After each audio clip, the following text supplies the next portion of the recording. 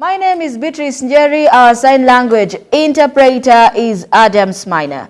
Do keep your comment. 6-point statement that the government should work effortlessly for the better future of the country, and they include solving political problems, reduce corruption, and the politics of self-interest, among other issues.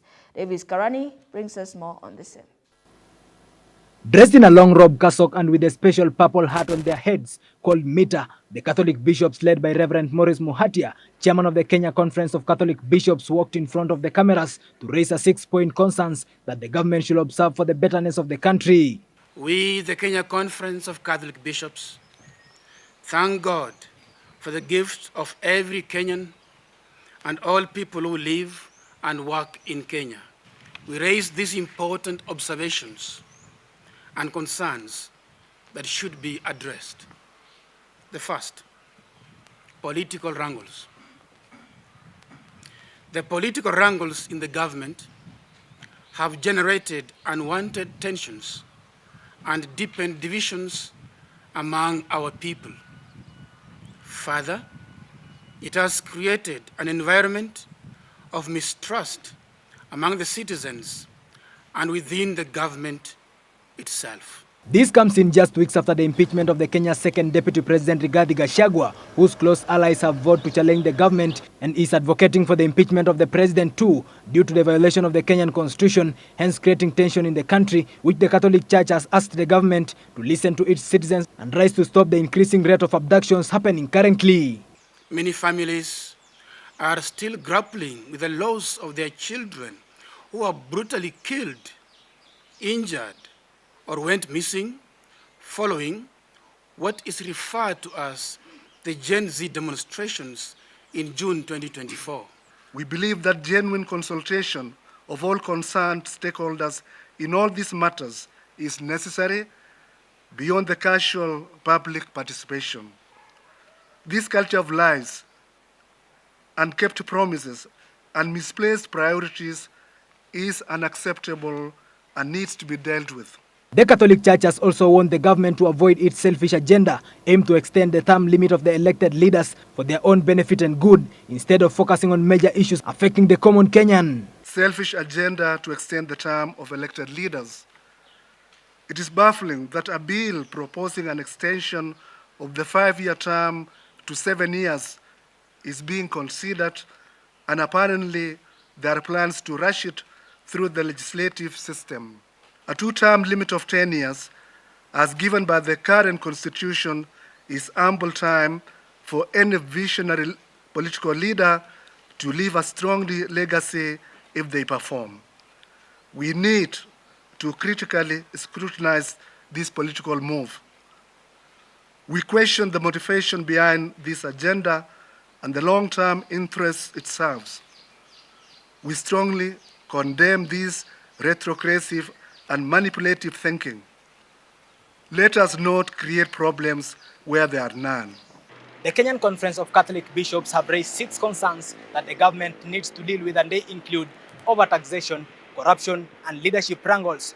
Will the Kenyan government manage to sort out the issues that the Catholic Church has raised? It is a question that many Kenyans will expect an answer from the government, and this will come at the right time. Davis Karani, GBS News, Nairobi. In a major breakthrough on exam malpractice, Collins Kipchumba Kemboi, a key figure behind the 2024 Kenya Certificate of Secondary Education exam leaks, has been arrested in Nakuru. Operating under alias Dorothy Jerop Kiprono, the 23-year-old was found with exam materials and a large following seeking illicit access to the exam. He now faces charges of fraud and possession of unauthorized materials. Here are the details. Collins Kipchumba Kemboi, one of the most notorious figures behind the 2024 KCSE exam malpractices, was arrested today in the Kiamunyi area of Nakuru. Operating under the alias Dorothy Jerop Kiprono, the 23-year-old man had built a large network attracting over 78,000 followers on his Telegram channel and more than 8,500 members in his WhatsApp groups, all seeking access to leaked exam materials. The arrest was made possible through a coordinated operation by detectives from the Directorate of Criminal Investigation in collaboration with the local Nakuru County officers. Kemboi was caught in the act at his home, where authorities found him surrounded by his tools of the trade. Among the items confiscated were his primary device, an Infinix phone used to facilitate the illegal distribution of exam leaks, as well as several SIM cards, fake national IDs, and forged driving license under various names. Originally from Kaseta Sacho in Baringo County, Kemboi now faces charges of fraud and the unlawful possession of exam materials.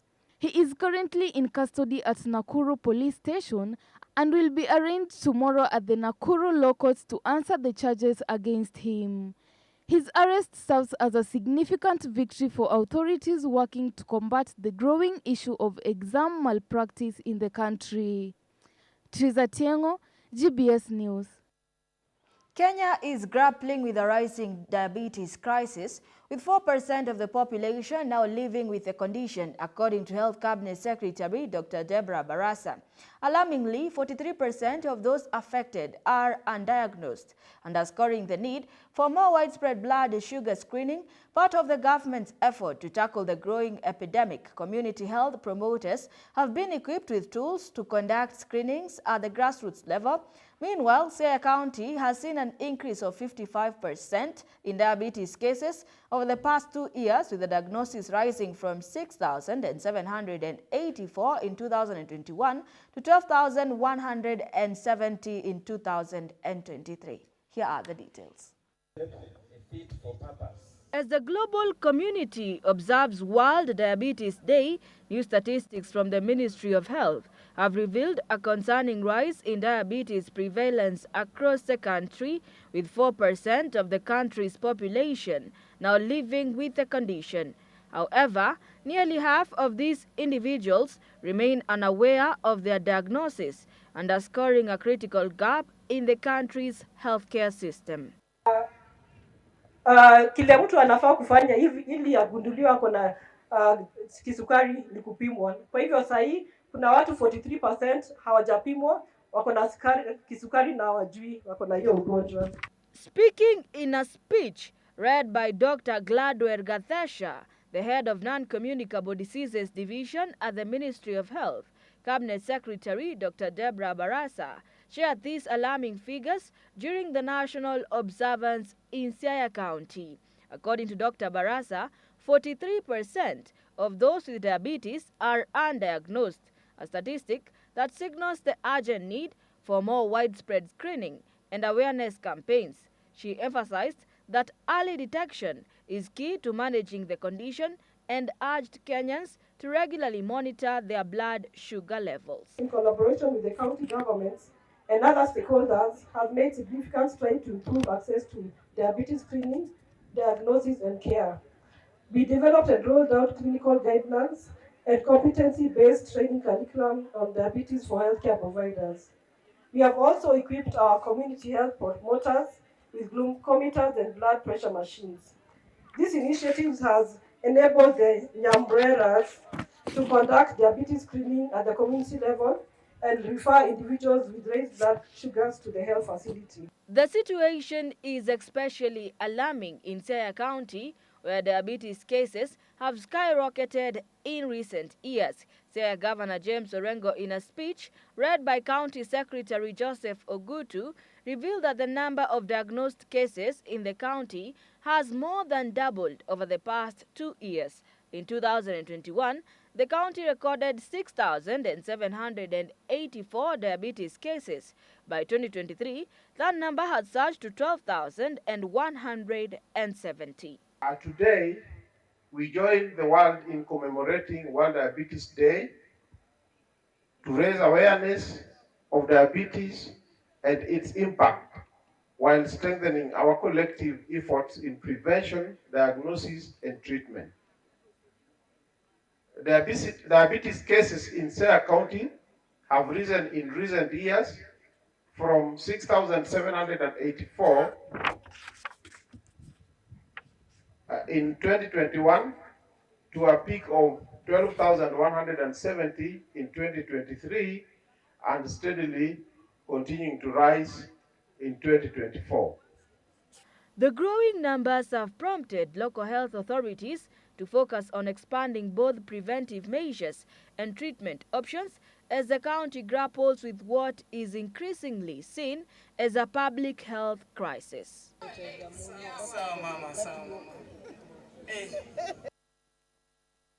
Chaired a notable cabinet meeting at State House, Nairobi today, marking Deputy President Kithure Kindiki's first attendance since assuming office.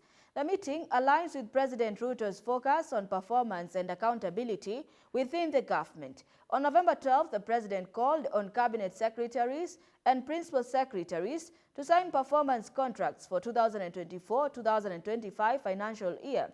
These contracts aim to ensure timely implementation of key priorities, enhance coordination between planning, budgeting, and execution, and deliver on the Kenya Kwanza administration's bottom-up economic transformation agenda.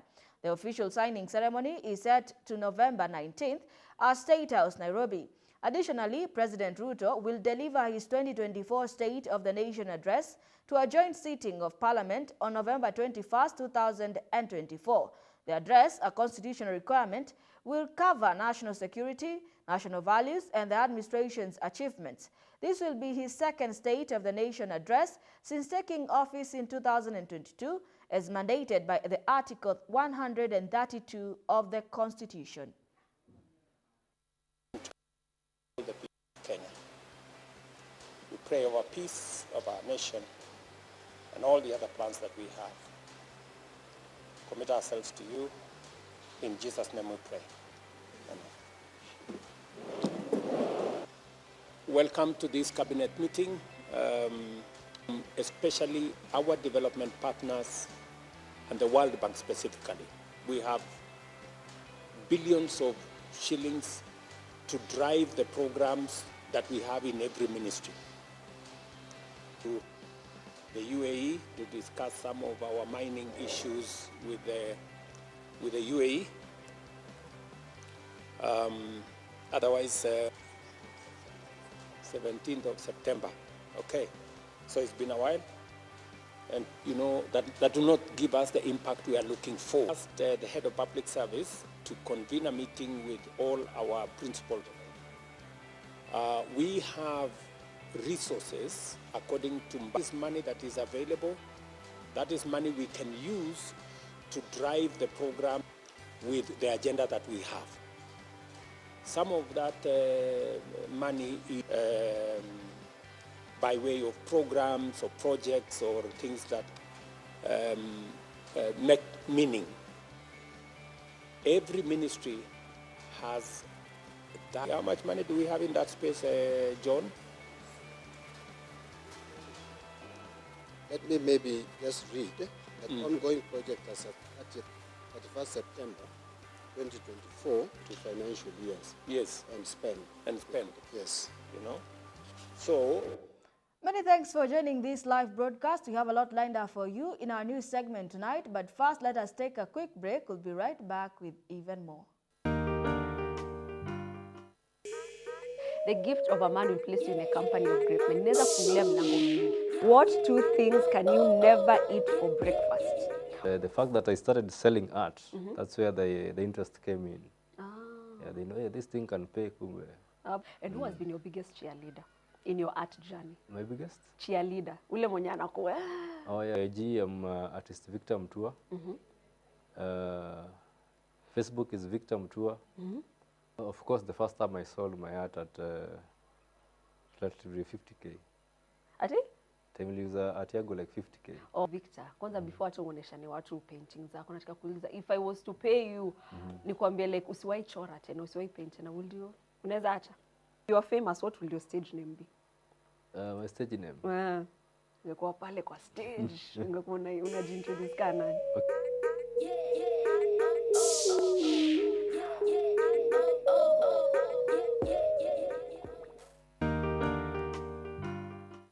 Leo tuko hapa kuchemusha mambo. Yeah, we want to talk about things that youths do, things that are led by youths, things that are there to help the youth? The major mission for OIY is we want to be an umbrella organization for the voice of the African youth. Okay. That's why we bear the name African. Africa. Yeah, so we want to bear the voices of young people and walk with them the journey of life. It doesn't matter if you have education background or you don't have. They just let you know and understand and feel proud of yourself. You can do this. This is what you want, go for it, do it. Okay. We've seen that there has been a challenge of teenage mothers coming back to the society. Is it going back to school, going back to work? Okay. So I can say that maybe the society is, we do not have the best environment to integrate or take back some of even the teenage mothers. So becoming a manager, it's something that someone can be. If you can just create something and out of it you make it beautiful. Going alone, I'll go nowhere, but going together will go so far. In everything that you're doing, just ensure you're consistent. Yeah, because consistent beats hard work. Huh? Every day is a day to watch the Youth Hub. Wow, like that.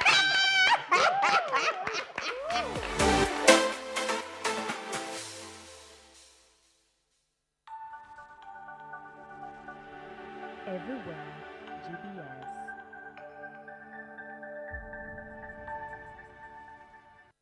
Welcome back. You're still watching GBS News 9. In a surprising move this week, Meg Whitman, the U.S. ambassador to Kenya, announced her resignation. The decision came just days after Donald Trump's victory in the recent U.S. election, sparking a wide range of reactions in Kenya and abroad.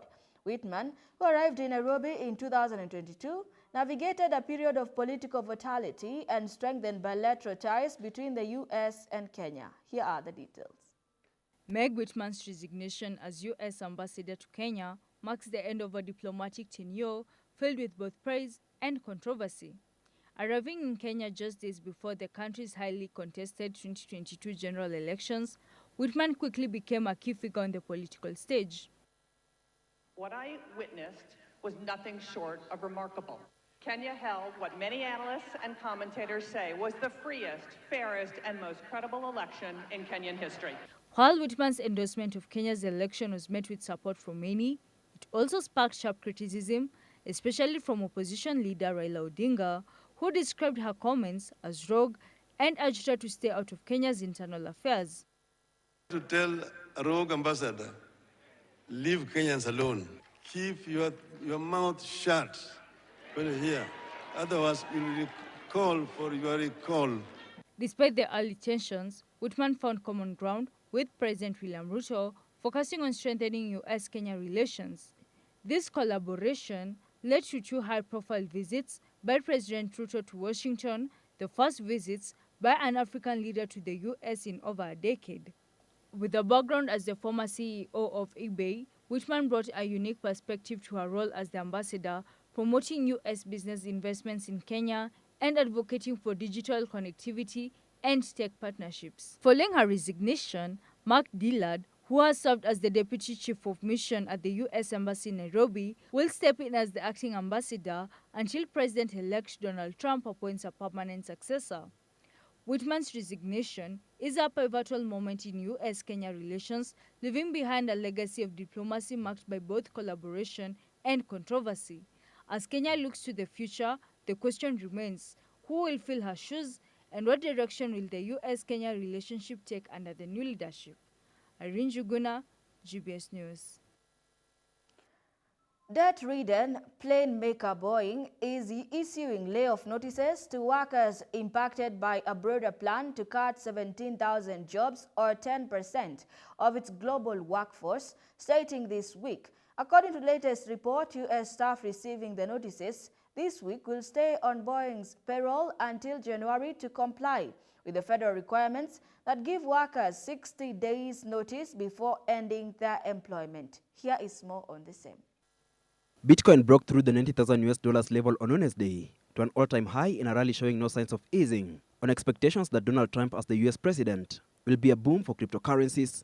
The world's biggest cryptocurrency has become one of the most eye-catching movers in the week since election, and on Wednesday touched a record high of $93,480 before pairing gains. It was last down slightly $88,185, but has risen 32% since the November 5th election. Smaller peer Ether has also risen 37% since election day, while Dogecoin, an alternative volatile token promoted by billionaire Trump ally Elon Musk, was up more than 150%. Trump embraced digital assets during his campaign, promising to make the United States the crypto capital of the planet and to accumulate a national stockpile of Bitcoin. In other business updates, Boeing said on Wednesday it's issuing laying off notices starting this week to workers impacted by a broader plan by the heavily indebted plane maker to cut 17,000 jobs or 10% of its global workforce. U.S. staff receiving the notices this week will stay on Boeing's payroll until January to comply with the federal requirements that give workers 60 days notice prior to the ending of their employment.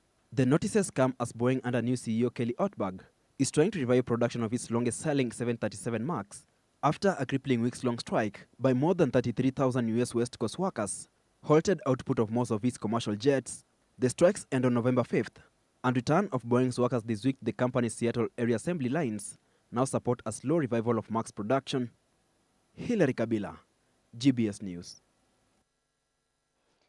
Traders in Kagio Town, Kirinyaga County have welcomed the construction of a new ultra-modern market aimed at reducing congestion at the current fresh produce facility. The two-story building is being developed jointly by the county government and the national government under the Economic Stimulus Program.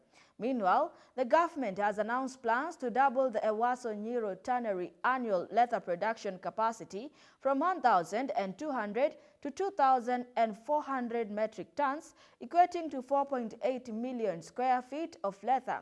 This expansion aims to strengthen Kenya's position in the regional leather industry. Gala Oleitip, Managing Director of the Wasungiro South Development Authority, provided updates on the project during a recent site visit. In other news, Kenya Forest Service Embu Station, along with local stakeholders, planted 17,500 indigenous tree seedlings in Irangi Forest, Buvori, Embu North Sub-County. This initiative, led by County Commissioner Jack Obuo, is part of a reforestation effort targeting the planting of 1.4 million trees in Embu County this year. Paris Kego with more from the counties.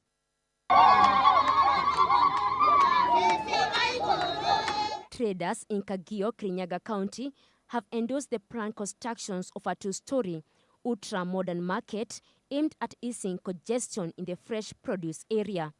The project, led by the county and the national government under the Economic Stimulus Program, will serve an additional 1,000 traders. County Trade Galbert Njeru highlighted the inclusion of social hall, organized stores, sanitation facilities, a drainage system, and ample parking in the design, following a public participation forum to incorporate traders' input. Tumekuwa na mkutano leo sababu kuna zile soko ambazo gavana wetu Anne Mungoiguru ameweza kuongea na viongozi wa serikali na tumeweza kupewa soko 11. Tayari kuna 3 ambazo zinaendelea. Governor Anne Iguru says 11 markets are being constructed in Kirinyaga under the ESP initiative, with construction work for Mukarara, Kimbibi and Kibigoti markets have already started. By the end of this financial year, the construction of additional 3 aggregation centers, namely Riakanya, Togonya and Kibiregwe, will have been completed. Kine, member of the County Assembly, Geoffrey Muremi, expressed his commitment to ensuring that the expansion of the market is inclusive and reflects the needs of the traders. Speaking during a public participation forum at the market, the traders said the expansion of the facility was long overdue and lauded efforts by the county government to create a conducive environment for business to thrive. Na siku ya leo tumekuja hapa sababu tunataka kujenga soko mpya. Katiba yetu inaongelelea sana juu ya public participation, maoni ya wananchi. Maana jambo lolote ambalo nataka kufanyia wananchi lazima waulize ndipo nao watoe maoni yao. Mary Nyawera, a potato trader at the market, said the proposed expansion of Kagio Fresh Produce Market as it will help aid congestion and create conducive environment for business. Yes, we are supporting the expansion of the market due tumekuanga na shinda ya space na tumekuwa na malalamishi mingi sana, hakuna space. But now our governor has accepted our cry na tumekuja public participation juu kuko na pesa tutengenezewe modern market. Hannah Nyambura, a fresh produce vendor, expressed optimism that the ultra-modern market would help aid fights for displaced species among the fresh produce traders and help bring in more customers.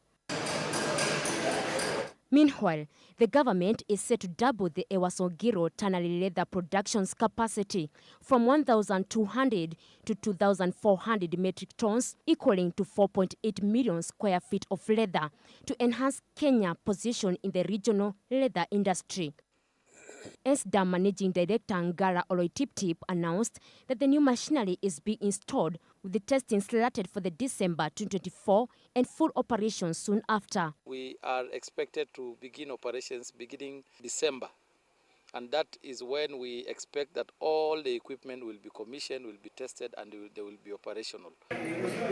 He urged local suppliers to prepare for increased demand for hides to support the expanded facility. Oloitip called on stakeholders to support this ambitious project. He urged the county government to help monitor and improve hide quality and encourage learning institutions to train future factory workers. Engineer Adason Korir from the Presidential Delivery Unit, also Secretary of the County Implementation Coordination Management Committee, attended the site visit and reaffirmed the government commitment to addressing industrial challenges. We now, as a committee, purpose to help solve a few problems which have been alluded by the County Commissioner. Additionally, the Narok County Commissioner Kipkeich Lotiatia echoed Koli's sentiment, stressing the importance of adopting modern techniques to maintain hide quality. With all efforts aligned, the expanded tannery is set to become a cornerstone of Kenya leather industry, driving local economic growth and establishing the nation as a key supplier of quality leather products in the region. In others news, Kenya Forest Service, Embu Station, along with local stakeholders, planted 70,500 indigenous seedlings in Irangi Forest, Mbuvori, as part of a reforestation effort during the short rain season. County Commissioner Jack Obuo noted that the Embu County is nearing its target of 1.4 million trees by January, emphasizing the importance of tree planting for environmental conservation. Saa hii tumefika karibu milioni 1 na tuko na mtandao inaitwa Jaza Miti. Kila miti tukipanda tunaweka kwa ile mtandao, ndio hata serikali kuu wanaona ile kaunti ya Embu inafanya. County Conservator Miriam Kamau implored locals to embrace tree planting initiatives as a means to mitigate climate change as well as avert drought. Ninawaomba na wahimiza tuchukue nafasi hii, mvua iko na sisi, tuendelee kupanda miti. She said they have enough tree seedlings in their nurseries and called on the locals to make good use of the short rains to plant trees in their farms as a way of boosting the country's tree cover. County Water CEC Florence Musyoka called on the community living around the forest to conserve it, as it was a big catchment for rivers such as the Dambana, that is the main source of the water in the county for agriculture and domestic use. On Tuesday, Governor Cecily Mbarire distributed 16,000 pigs oranges seedlings to farmers in Mbeere South Sub-County that will not only assist in increasing tree cover, but also be a source of income for the locals. Paris Kigo, GBS News. Do keep your comments coming in through our SMS line 21144 and GBS TV Africa on all our social media handles. That report brings us to our international news, but first let us take a quick commercial break.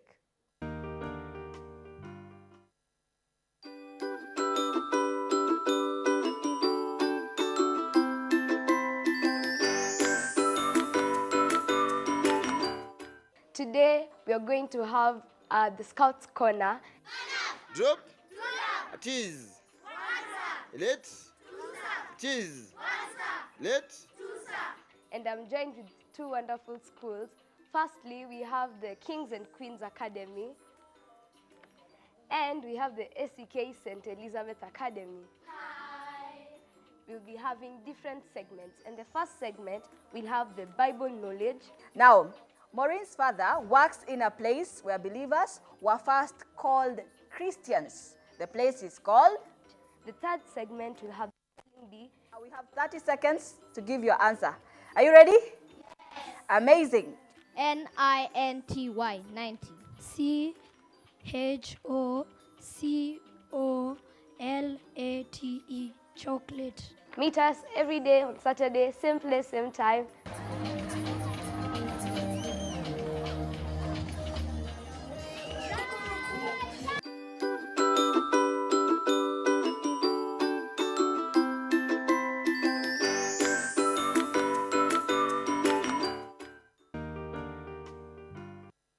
Welcome to the 254 Trivia Game Show, where every second counts and the stakes are sky high. Get ready for jaw-dropping challenges, mind-bending questions, and unbeatable fun. Who will rise to the top and claim the ultimate prize? Tune into GBS TV and let the games begin. Don't miss out. This is the 254 Trivia Game Show. Good luck.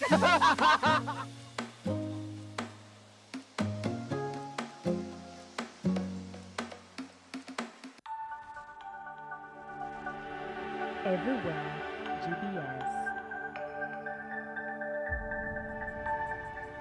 Welcome back to the broadcast, and now to matters international news. Senegal will vote in legislative elections on Sunday that will determine whether the new president and government can gain control over the National Assembly and push through their agenda for reforms. The high stakes in the election are threatening to spark renewed unrest following a period of calm.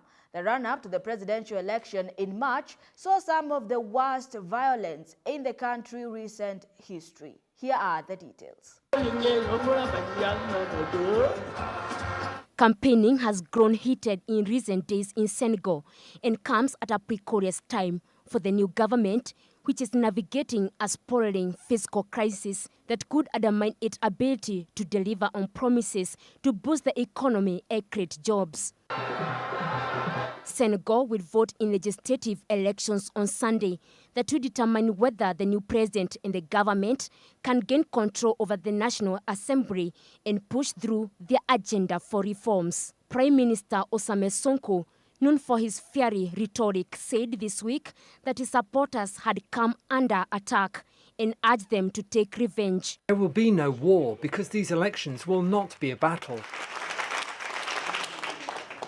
The real challenge will be to see how to manage this country after the elections. He has also warned that the restraint should not be mistaken for weakness. Top priorities for Senegalese voters are jobs and the economy, as inflations have squeezed livelihoods and the nation's growing youth population struggle to find employment. More than 7 million registered voters will have the chance to vote for the candidates for the 165-seat assembly, choosing between 41 registered parties or other entities. Polls open at 8 a.m. and closes at 6 p.m. The West African countries is plugging toward a debt crisis after the new government said it had discovered the budget deficit was much wider than reported by the previous government. 1.9 billion IMF program is on hold while the government audit is reviewed. The main threat to the ruling party, PASTEF ambitions, is the unexpected alliance of the two opposition parties, including the Republic Party, headed by the former Prime Minister Macky Sall. Paris Kigo, GBS News. Sudan's military-controlled government has decided to keep the key border crossing with Chad open for 3 more months, allowing crucial humanitarian aid to continue flowing into the war-torn Darfur region. Here is a full report. The decision comes after a meeting between Sudan Sovereign Council, United Nations agencies, and local and international aid groups. The reopening of the Adre crossing, which have been closed earlier this year, is a lifeline of millions in Darfur. The UN has praised the move, saying it will enable the delivery of much-needed food and supplies to people suffering from the ongoing conflict. Since the crossing reopened in mid-August, over 337 trucks carrying more than 11,000 metric tons of aid have passed through. This aid has reached nearly 1.4 million people, with more on the way. Despite the progress, the UN stresses that more routes must be open to meet the growing demand for assistance across Sudan. Humanitarian agencies have welcomed the extension of their Drake Crossing opening, but they are calling on all parties to stop blocking aid and to ensure that people's needs are met. As the war continues, millions are at risk, and the need for aid is growing. The extension of their Drake Crossing offers some hope, but the UN warns that much more must be done to prevent further suffering. Joy Korea, GBS News. In Zimbabwe arid region, farmers like Gertrude Siduna and Mushaneta Mutowa are embracing climate-smart agriculture initiatives to adapt to challenging environmental conditions. Through training funded by the U.S. Agency for International Development, USAID, they've discovered crops and technology suited to Zimbabwe's changing climate. Here are the details. Siduna, a 49-year-old farmer from Chipige district in Zimbabwe, now cultivates chills instead of the traditional corn. For Siduna, this switch has transformed her livelihood. With her first year of harvest, Siduna has earned approximately $4,000, offering financial stability in the region where drought frequently endangers traditional crops. Pick it from the fields and take it to the cashew processing center close to my house. It's simple. I get my money, which I then use to buy cornmeal. I don't like cornmeal. Muchaneta Mutowa has also benefited from these initiatives, particularly through access to solar-powered water technology. The solar technology has been quite helpful. We were struggling, walking long distances to fetch water from the rivers using buckets. And right now, the rivers are dry, so solar technology helps us. We now have easy access to reliable water that flows from the taps. We don't pay for the sun. This innovation has brought reliable water supplies to her village, reducing the need to fetch water from distant, dry riverbeds. In Cheledis, another farmer, Kenya's Chikami, views growing traditional corns as increasingly unsustainable, often calling it a gamble due to recurring droughts. Is very poor here in Mudzi. So for maize to grow well, we are facing challenges. Crops like millet, which can withstand arid conditions, have become viable alternative for farmers under USAID-supported programs. Across Zimbabwe, community gardens with solar-powered irrigations are yielding essential crops like onions, leafy greens, and cowpeas.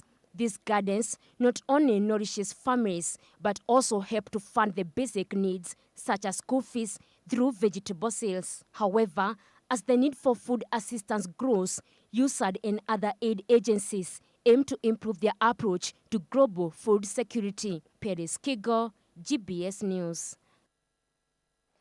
The United Nations Special Committee has accused Israel of intentionally imposing devastating conditions on Palestinians in Gaza, including mass casualties, deprivation of life-sustaining resources, and widespread environmental destruction.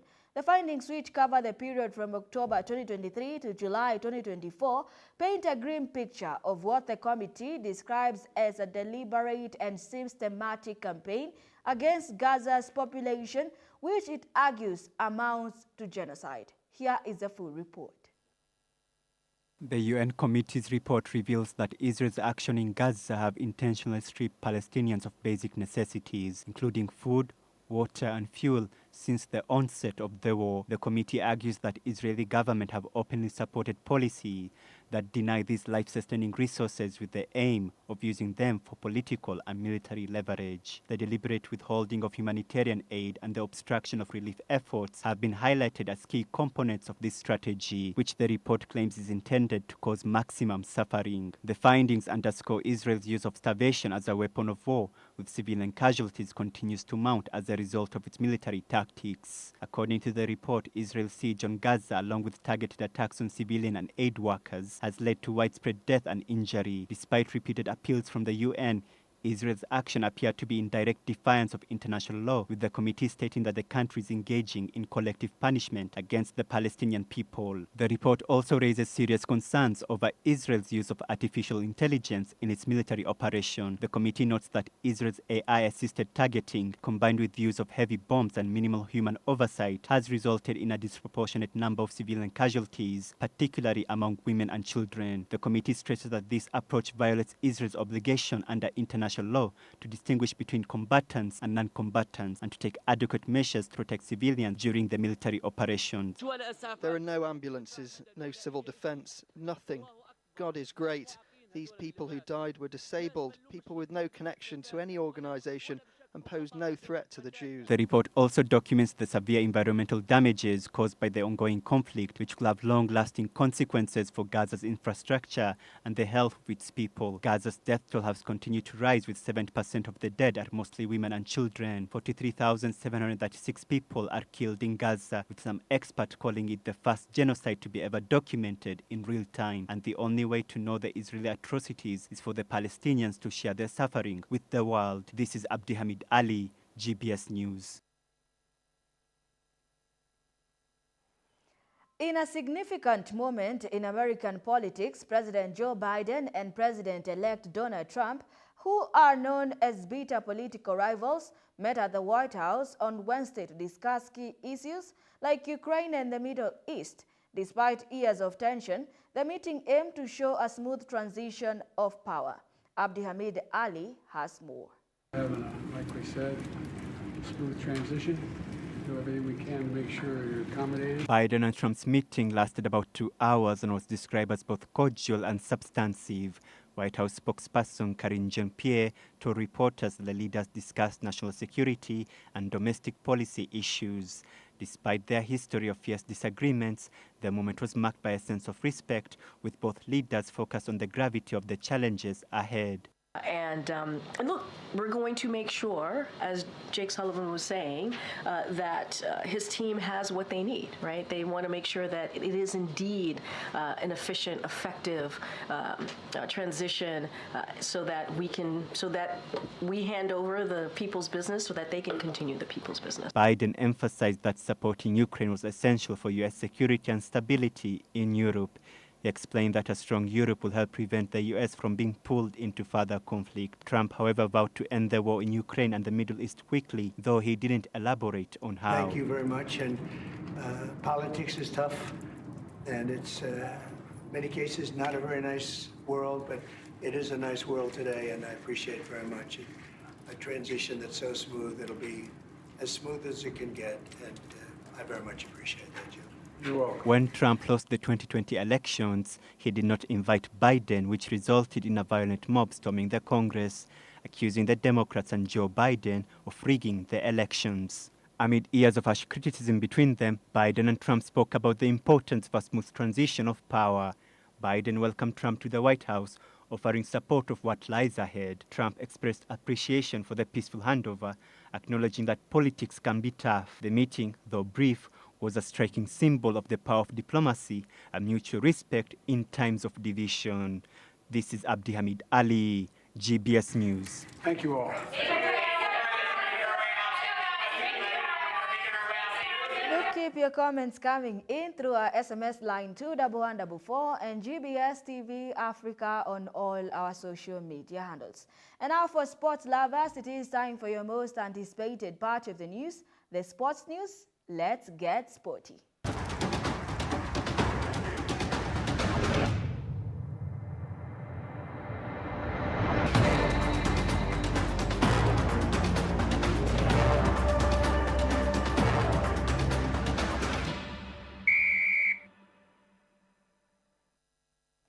Harambee Stars head coach Injin Firat believes they can brush aside the torrid weather conditions in Polokwane to smash Zimbabwe at the 2025 Africa Cup of Nations qualifiers on Friday.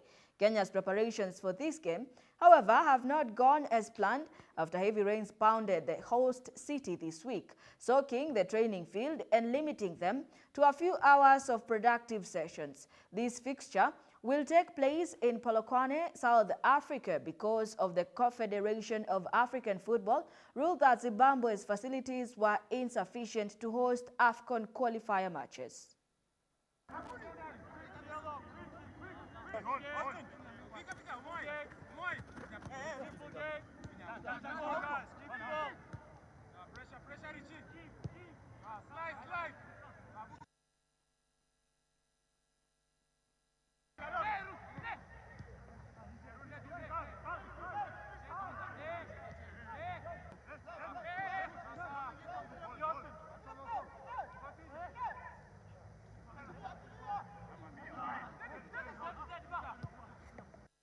Record-breaking Ruth Chepngetich has been named as the LGSJAK Sports Personality of the Month from October 2024 following her exploits at the 46th Chicago Marathon in the USA on the 13th of October, where she ran 2 hours, 9 minutes and 56 seconds, breaking the one-year record of 2 hours, 11 minutes and 53 seconds held by Ethiopia Tigist Asefa by almost 2 minutes.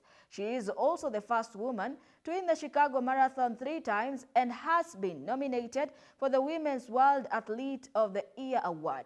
Ruth Chepngetich, who arrived in Chicago with a personal best of 2 hours and 14 minutes and 18 seconds in the 42-kilometer race, is the first woman to complete the distance under 2 hours and 10 minutes. Chepngetich smashed both 2 hours and 11 minutes and 2 hours and 10 minutes barriers to become the first woman in history to do so. Her outstanding performance in Chicago saw her win a coveted spot from the third time Africa April 2021 and March 2022. Speaking during the award ceremony, LG Electronics MD Dongwan Lee underscored the essence of celebrating Kenya's world-beating sports personality.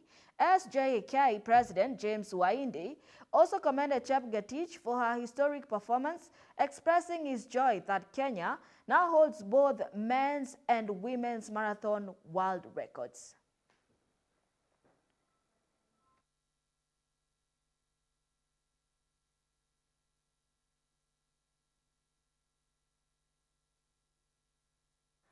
Kenya will host the 14th edition of the East Africa Community Interparliamentary Games for December 6th to 17th. Preparations are underway for the annual extravaganza to be held in Mombasa. Besides the host, this year's championship will feature 9 EAC member states, including Burundi, Democratic Republic of Congo, Rwanda, South Sudan, Tanzania, Uganda, and newcomer Somalia.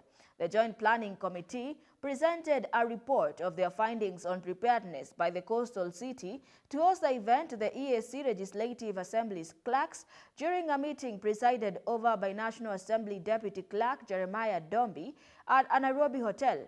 The multidisciplinary sporting event will encompass football, netball, volleyball, basketball, athletics, tug-of-war, darts, and golf, showcasing the region's diverse sporting talent. According to the venue allocation plan, the Kenya Sports Authority Mbaraki Stadium will be the primary venue for the football and athletics. Aga Khan Academy has been designated to host basketball, volleyball, netball, and parts, while providing training facilities for football and tug-of-war teams. Other training grounds for football are Hassan Joho Stadium, Sheikh Zayed Academy, and Ask Grounds in Kongoya. KPA's Mukupa members club will host the competition and also serve as a training field for the basketballers.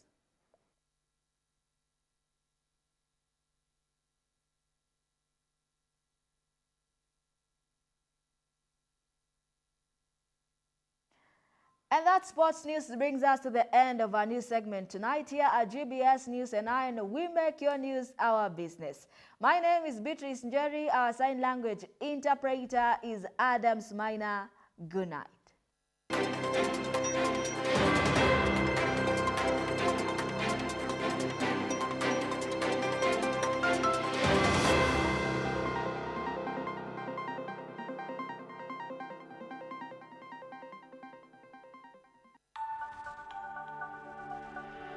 Everywhere, GBS.